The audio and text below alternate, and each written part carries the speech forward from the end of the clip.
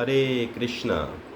दासों के दास राधाकांत गिरधारी दास महाप्रभु के चरणों में प्रार्थना करते हैं कि महाप्रभु आपने हमें एक दिन और दिया अपनी सेवा करने के लिए। तो उसी क्रम में महाप्रभु के चरणों में प्रार्थना करते हैं। श्री श्री राधा माधव अष्ट सखी पंच तत्व विघ्न विनाशक श्री लक्ष्मी नरसिंह भगवान कृष्ण कृपा मूर्ति ऐसी भक्ति वेदांत शिला प्रभुपाद परम पूज्य गोपाल कृष्ण गोस्वामी गुरु महाराज समस्त वैष्णव जन गुरु परंपरा की कृपा से जो हमारी नित्य की सेवा है कि भगवान आपने हमें एक दिन और दिया अपनी सेवा करने का मौका, तो उसी के चरणों भगवान से प्रार्थना करते हैं कि हे प्रभु, आपके द्वारा बताए हुए दिशा निर्देश शास्त्रों का अध्ययन नित्य हमें करना चाहिए और प्रार्थना भी करनी चाहिए कि भक्ति भी आप सब लोगों को भी निरंतर भगवान की सेवा करनी चाहिए। तो उसी क्रम को बढ़ाते हुए हम सब लोग नित्य जो कृष्ण की चर्चा है उस चर्चा में हमारा जो टॉपिक चल रहा था गृहस्थ जीवन में हम सब लोग किस प्रकार आज जैसे देख रहे हैं परिस्थिति के अनुसार आधुनिकता की तरफ हम सब लोग भागते चले जा रहे हैं, लेकिन होता क्या जा रहा है, दिन पर दिन हम लोग तनाव में ग्रस्त हैं। दिन पर दिन हम सब लोग क्या है, मानसिकता हमारी क्या होती क्षीण होती जा रही है, हम लोग डिप्रेशन के शिकार होते जा रहे हैं जैसे जैसे हम आधुनिकता की तरफ जा रहे हैं। लेकिन क्या है, जो हमारा पुराना कल्चर था, वैदिक कल्चर है, जब तक अगर हम उसको अपने जीवन में नहीं अपनाएंगे तो कहीं ना कहीं असंतुष्ट रहेंगे। भगवान की सेवा नहीं है जिसके कारण हम सब लोग असंतुष्ट हैं। तो हमारी प्रार्थना यही है सभी भक्तों के चरणों में, अपना कर्म करते रहिए, कर्म भी कृष्ण भावनावित भगवान को समर्पण करते हुए करिए, जीवन में आनंदमय हो जाएगा। जीवन हमें कैसे करना है, आनंदमय करना है। तो उसी क्रम में हम हमारा जो टॉपिक था, कल हमने जो चर्चा किया था विवाह के प्रकार, अब हमारा जो चर्चा चल रही है बहुत ही गंभीर टॉपिक चल रहा है। हमारा सबसे इम्पोर्टेंट जो टॉपिक चल रहे हैं, उपयुक्त जीवन साथी के चयन की विधि। कैसा होना चाहिए जीवन साथी, चाहे पुरुष या स्त्री, हम सब लोग कैसा होना चाहिए उसको लिए हम, क्योंकि इसका ज्ञान दिया नहीं जा रहा है आज के ज़माने में। इसके कारण हम सब लोग दिन पर दिन हम लोग क्या कर रहे हैं, डिप्रेशन के शिकार हैं। सबसे बड़ा कारण यही होता जा रहा है कि आदमी क्या कर रहा है, शादी में होने के बाद भी डिप्रेशन का शिकार है, चाहे वो लड़का हो चाहे लड़की हो। तो उसको अपने जीवन में ये अपनाना चाहिए, पढ़ना चाहिए, उसको अपने जीवन में मनन करना चाहिए। तो खुशहाल गृहस्थ जीवन के लिए एक उपयुक्त जीवन साथी की आवश्यकता होती है। अपने भावी जीवन साथी से हमें क्या अपेक्षाएं रखनी चाहिए, इसका हमें स्पष्ट ज्ञान होना चाहिए। आधुनिक युग में कन्याएं को इंद्र देवता जैसा सुंदर व धनवान और श्री राम जैसा चरित्रवान युवक चाहिए।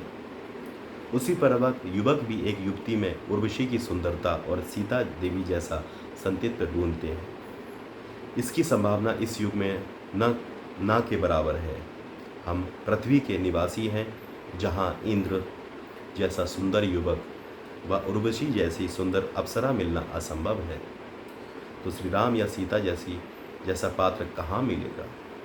अतः हमें अपनी प्राथमिकताएं निर्धारित करनी होंगी, जिनके आधार पर हम अपने जीवन साथी का चयन कर सकें। हमारे मन में अनेक अपेक्षाएं हो सकती हैं, परंतु दो अनिवार्य अपेक्षाएं ज्ञात होनी चाहिए कि इन अपेक्षाओं को पूर्ण होने पर हम दो माध्यमिक अपेक्षाएं भी रख सकते हैं। जीवन साथी के चयन की यह विधि सर्वोत्तम है। एक ही व्यक्ति में समस्त गुणों का समावेश अत्यल्प संख्या में दृष्टिगोचर होता है। आपको अपनी अपेक्षाओं के विषय में गंभीरतापूर्वक क्रियान्वयन करना होगा, अन्यथा समय का चक्र आपकी विवाह अवस्था पर ग्रहण लगा देगा और अविवाहित ही रह जाएंगे। कन्या की आयु 18 होने पर और युवक की आयु 20 होने पर उसके लिए उपयुक्त जीवन साथी की खोज आरंभ कर देनी चाहिए, जिससे 3-4 वर्ष की समयावधि में ही उचित जीवन साथी मिल जाए। इस प्रकार उन्हें कई विकल्प मिल जाते हैं, जिससे निर्णय लेने में सफलता होती है तथा अपनी अपेक्षाएं निर्धारित की जा सकती हैं। परंतु यदि आयु बढ़ती जा रही है तो निर्णय नहीं लिया जाए तो चाहे वह कितने ही उत्तम क्यों ना हो, उन्हें अपनी सारी इच्छाओं के साथ समझौता करना होगा व विवाह करना होगा। विवाह के बिना ही जीवन व्यतीत करना होगा। श्रीमद् भागवतम में 3.21.15 के तात्पर्य में श्री प्रभुपाद कहते हैं, भारत में भावी वर वधू के माता पिता अपनी कुंडलियाँ ये जानने के लिए दिखवाते हैं कि दोनों के व्यक्तित्व और मनोभाव का वास्तविक समन्वय हो सकता है या नहीं। ऐसे विचार महत्वपूर्ण हैं। आजकल ऐसा विचार किए बिना विवाह होने लगे हैं। फलतः विवाह के तुरंत बाद संबंध विच्छेद व वियोग हो जाता है। पूर्व काल में पति पत्नी आजीवन सुखपूर्वक जीवन जीते थे, किंतु आजकल यह कठिन होता गया। इसलिए जीवन साथी का चयन करने के लिए एक अनिवार्य है कि युवक और युवती की कुंडलियों का मिलान किया जाए। ज्योतिष विज्ञान यह जानने में उपयोगी है कि दूर स्थित खगोलीय नक्षत्र व ग्रहों के मनुष्य के जीवन में क्या प्रभाव पड़ेगा। ज्योतिष विज्ञान वैवाहिक जीवन में एक महत्वपूर्ण कारक है, जिसकी सहायता से युगल शांतिपूर्वक रह सकते हैं तथा भगवान की सेवा कर सकते हैं। यदि पत्नी और पति दोनों भक्त हैं तो ज्योतिष विज्ञान की अपेक्षा की जा सकती है। तभी ग्रह व नक्षत्र भगवान श्री कृष्ण के अंश हैं। इसलिए यदि हम भगवान श्री कृष्ण की सेवा करते हैं तो सभी ग्रह नक्षत्र स्वतः संतुष्ट हो जाते हैं। सब कुछ भगवान श्री कृष्ण से अद्भुत होता है। श्रीमद् भगवद गीता 10वें अध्याय का 8वें श्लोक में भगवान श्री कृष्ण कहते हैं, अहम सर्वस्य प्रभवो मता सर्व प्रवर्तते इति मत्वा भजन्ते माम बुधा भाव शमन्ति वा। श्रीमद् भगवद गीता। मैं समस्त आध्यात्मिक तथा भौतिक जगत का कारण हूँ। प्रत्येक वस्तु मुझमें ही अद्भुत है। जो बुद्धिमान यह भली भांति जानता है वह मेरी प्रेम भक्ति में लग सकता है तथा हृदय से पूरी तरह मेरी पूजा कर सकता है और वह उसमें तत्पर रहता है। श्रीमद् भागवतम में कहा है 1.12.12 के तात्पर्य में श्री प्रभुपाद कहते हैं, नक्षत्रों के सुप्रभावों के लिए समुचित वातावरण तैयार करने में सनातन धर्म मनुष्य का शाश्वत कर्तव्य संप्रदाय के संस्कार अत्यंत उपयोगी सिद्ध होते हैं। अतएव उच्च वर्णों द्विजों के लिए संस्कृत गर्भाधान संस्कार समस्त शुभ कार्यों का शुभारंभ है, जिससे मानव समाज में अत्यंत पवित्र तथा बुद्धिमान श्रेणी के मनुष्य उत्पन्न होते हैं।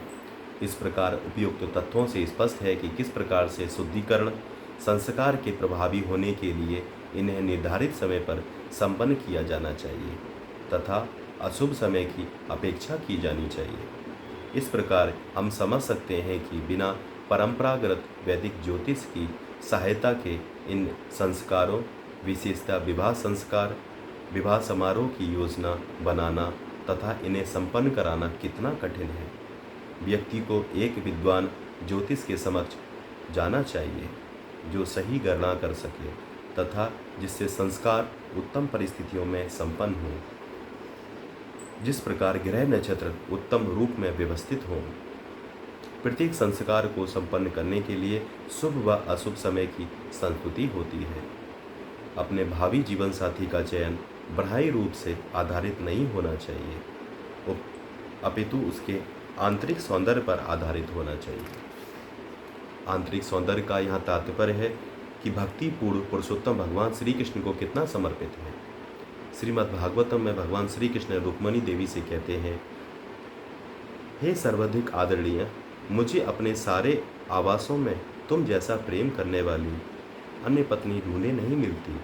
जब तुम्हारा ब्याह होने वाला था तो तुमने विवाह करने के इच्छुक जितने राजा एकत्र हुए थे उनकी परवाह तुमने नहीं की, और क्योंकि तुमने मेरे विषय में प्रमाणिक बातें ही सुन रखी थी, तुम्हें अपना गुप्त संदेश पर एक ब्राह्मण के हाथ मेरे पास भेजा था। जिस प्रकार रुक्मणी देवी ने भगवान श्री कृष्ण का चयन इसलिए किया क्योंकि उन्होंने भगवान श्री कृष्ण के सभी उत्तम गुणों का समावेश पाया है। इसी प्रकार वे लड़के लड़कियों की उपयुक्त जीवन साथी का चयन करने के लिए अपनी बुद्धि का उपयोग करना चाहिए।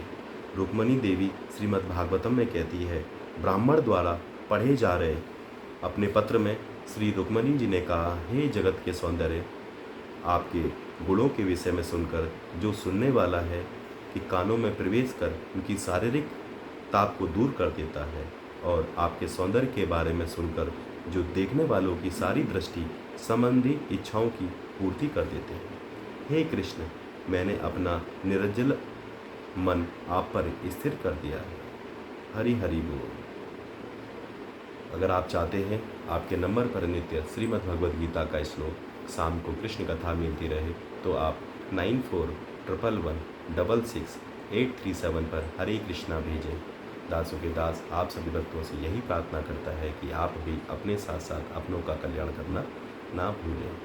इस कली काल में अपना वही है जो भव से पार ले जाए। तो आप सभी भक्तों से यही निवेदन है, अपनी सेवा नित्य करते रहें, अपनों को भेजने का प्रयास जरूर करा करें कि आपके माध्यम से अगर एक भी भक्त की सीढ़ी में जुड़ गया तो उसका पुण्य आपको भी प्राप्त होगा, भगवान की कृपा आपको भी प्राप्त होगी। हरे कृष्ण कृष्ण कृष्ण हरे हरे, हरे राम राम राम हरे हरे। निताई गौर प्रेमानंदे। अगर जीवन में खुश रहना है, खुशहाली चाहिए तो सदा भगवान हरि के नाम का सुमिरन अपने जीवन में अपनाएं। हरि हरि बोल।